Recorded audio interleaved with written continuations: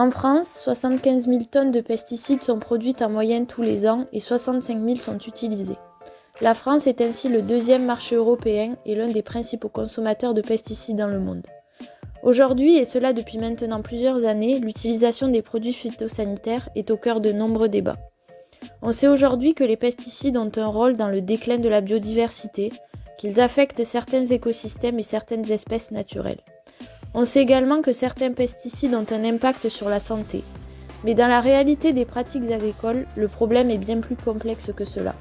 En effet, nous faisons face à un défi, nourrir une population mondiale en croissance constante, tout en assurant une exploitation durable de nos ressources naturelles. Alors, les phytos, il en faut ? Il en faut à condition qu'ils soient raisonnés. S'ils sont utilisés à la bonne dose, si on respecte les consignes sur les étiquettes. Mais après, les agriculteurs, qu'est-ce qu'ils font? Ils font confiance à leur coopérative et puis en fait, ils font confiance à ceux qui leur vendent des phytos. Si c'est des produits qui sont agréés, des produits qui sont certifiés, donc automatiquement, ils devraient être sans danger. C'est parce que s'ils étaient dangereux, cancérigènes ou pas, en toute logique, l'État devrait les sortir du marché. Pour moi, de la phyto, il en faut. Il en faudra toujours quand même un minimum parce que produire sans phyto, ça va être très compliqué. Tout ce qui est énervement quand même des sols. Je suis un conventionnel, j'emploie de la phyto. C'est vraiment le strict minimum que je fais.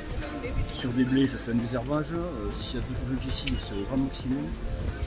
Après en maïs, même en maïs, je suis producteur maïs semence, c'est vraiment au minimum, c'est pour avoir des cultures correctes, propres, je ne suis pas tous les jours le pulvé dans mon champ. Loin de là, ça fait 3 mois que je ne l'ai pas attelé. On peut ne pas l'utiliser, on n'en utilise pas.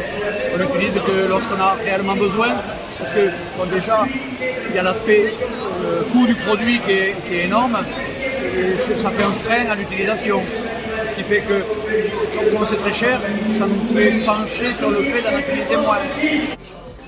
Je ne pense pas que ce soit indispensable, mais bon, néanmoins, ça a l'air utile quand même. Mais bon, c'est vrai que si on peut s'en passer, je trouve que c'est mieux. Moi, je serais d'accord.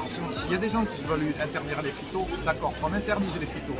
Mais à ce moment-là, qu'on reste logique et qu'on n'importe pas de la nourriture et de la viande des pays qui, eux, on leur autoriserait des produits qu'on a interdits chez nous. Il faut rester logique, parce qu'à ce moment-là, si on fait ça, il n'y a plus d'agriculture ou très peu d'agriculture, et puis ce qu'on appelle la politique verte et le pouvoir vert, à ce moment-là, on le perd et on n'est plus maître de notre alimentation.